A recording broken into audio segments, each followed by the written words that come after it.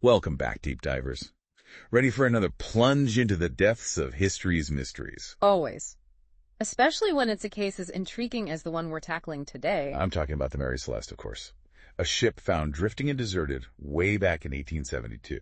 A true ghost ship. Now, we've covered shipwrecks before, but this one's different. It sparked endless theories, everything from mutinies to pirates. Even giant squid. Don't forget alien abductions. Oh yeah, can't leave those out. It's a mystery that just won't quit. It seems to defy all logic. A perfectly good ship, just abandoned. Poof, crew vanished. It's enough to give anyone goosebumps. A maritime enigma, that's what it is. Haunting us for well over a century. So where do we even begin with a case like this? What's the plan for this deep dive? Well, we have to play detective, examine the historical records, what evidence we have, all those theories. We're going full-on Sherlock Holmes on this one. We'll even look at some modern-day scientific experiments. See if we can get any closer to solving this puzzle. All right, I'm game. Pass me my magnifying glass. Where do we start? Let's go back to the beginning.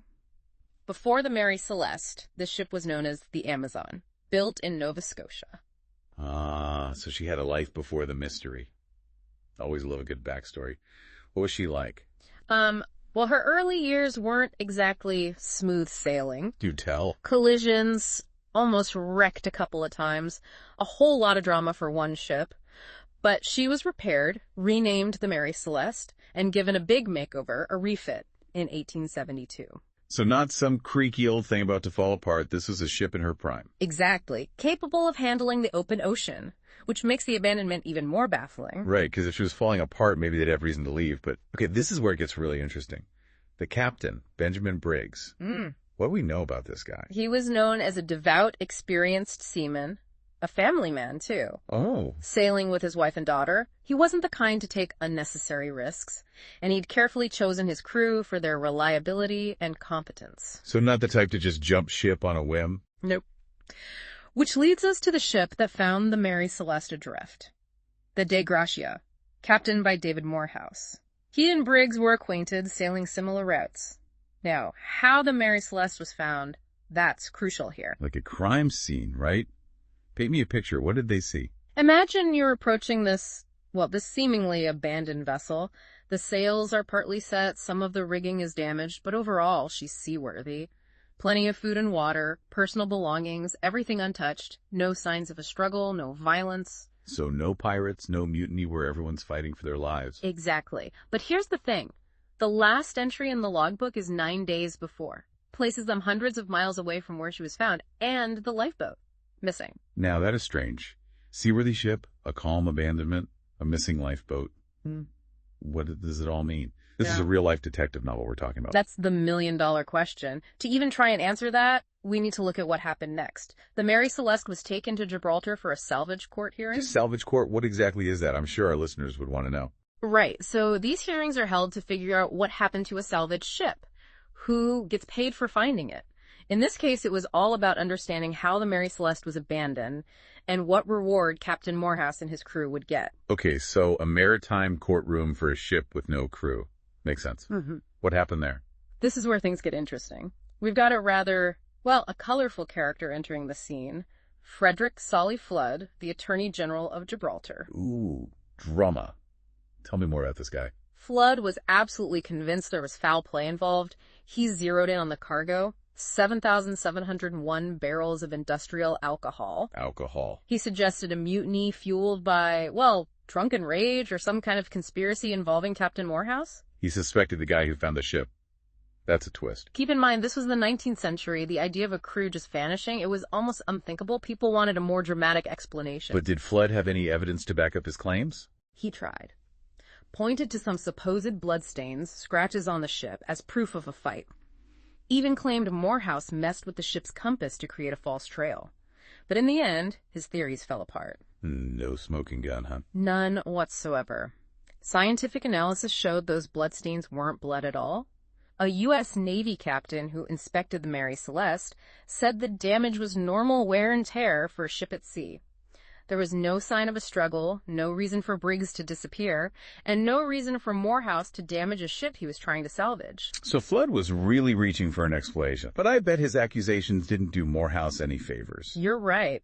Even though there was no evidence, Flood's accusations and the low salvage award Morehouse got, it all created a cloud of suspicion.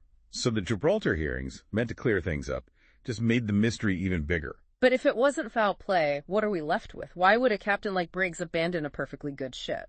This is where we have to start looking at other theories, right? So if not foul play, then what? What other explanations are there? This is where things get a little, well, speculative. But we always have to keep the evidence in mind. One popular theory is that they abandoned ship in the lifeboat, thought the Mary Celeste was in danger. Makes sense. If they thought they were going down, why not try for the lifeboat? But wouldn't they have taken more stuff?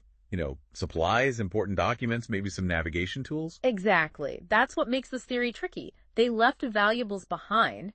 It suggests a hasty departure, not a planned one. Makes you think. And Captain Briggs, he had his family with him. Would he really risk their lives in a small boat unless it was absolutely the last resort? Unlikely. Which brings us to natural phenomena. What about, say, a sudden waterspout? Like a tornado over water. Oh, I see where you're going with this. Could explain the damaged rigging, the water in the hold. Right. A waterspout could definitely do some damage. But wouldn't there be reports of bad weather in the area? Someone must have noticed a waterspout. You'd think so. And while waterspouts do happen in that part of the Atlantic, they're not common. And there's no record of any particularly nasty weather around that time.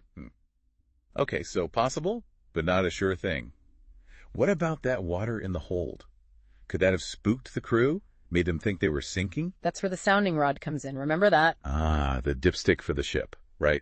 They found it on deck, meaning the crew was actively checking the water level. Now, low barometric pressure from a waterspout. That can mess with the ship's pumps. Could have given false readings. Made them think they were taking on more water than they were. Panicked, grabbed the lifeboat, and in the rush, maybe they didn't secure it properly. It's a possibility. Separated from the ship, lost at sea. Yeah. Any other natural events that could explain this? I mean, the ocean can throw some crazy stuff at you. Oh, for sure. Rogue waves, maybe? Those massive waves that just appear out of nowhere? Or even an underwater earthquake. A sudden shock could cause some serious confusion. Those sound terrifying. But wouldn't those have left more obvious damage to the ship? Logically, yes, but the ocean is powerful. Sometimes evidence is subtle, or it's erased over time. We can't completely rule them out. So natural disasters, they're on the table, but nothing conclusive. Feels like we're back to square one. What else is there? Well, there is one more theory. Might surprise you. It involves the cargo. Those 7,701 barrels of industrial alcohol. Now you've got my attention. Alcohol, what does that have to do with anything? Alcohol fumes, they're highly flammable, and some experts believe there could have been an explosion in the hold. An explosion? Whoa, hold on. Wouldn't there be, damage? The Digridia crew, wouldn't they have seen something? Not necessarily. Remember those missing hatch covers? Some think they were trying to air out the hold, worried about fumes, which could have created a pathway for the explosion to vent outward, less damage to the ship itself. So more of a sudden burst, not a giant fireball. Right. And here's where it gets interesting. Back in 2006, a team of scientists actually did an experiment. They wanted to see what kind of damage an alcohol explosion would cause. Built a replica of the Mary Celeste's hold, used butane to simulate the alcohol fumes. Wait, they blew up a model ship? Pretty much. What they found was fascinating. Powerful pressure wave, fireball, the whole shebang, but almost no lasting damage. So explosion happens, scares the crew, they run, but it doesn't really leave a mark on the ship. Exactly. Which makes this theory so interesting, explains why they left so quickly and why there wasn't a ton of damage. Okay, I can see how the explosion fits. But if they got in the lifeboat, why not go back once things calm down? Right. Well, if they were escaping the explosion, maybe they got caught in a current. Or a storm blew in. We're talking about the open ocean, things change in an instant. So maybe they survived the explosion, but then, something else happened. It's possible. And before we get too caught up in these theories, there's another thing we need to address. All the myths, the wild speculation that's grown up around this case. Wow, we've really gone deep on this one. The Mary Celeste's history, the evidence, the theories, even busted some pretty wild myths. We can pretty much rule out piracy and mutiny. Right. We've considered water spouts, rogue waves, even that alcohol explosion theory. So many possibilities. It's hard to pick a favorite. What are your thoughts after looking at all this? It's a real head-scratcher, that's for sure. Frustrating, but also fascinating. Sometimes history is like that.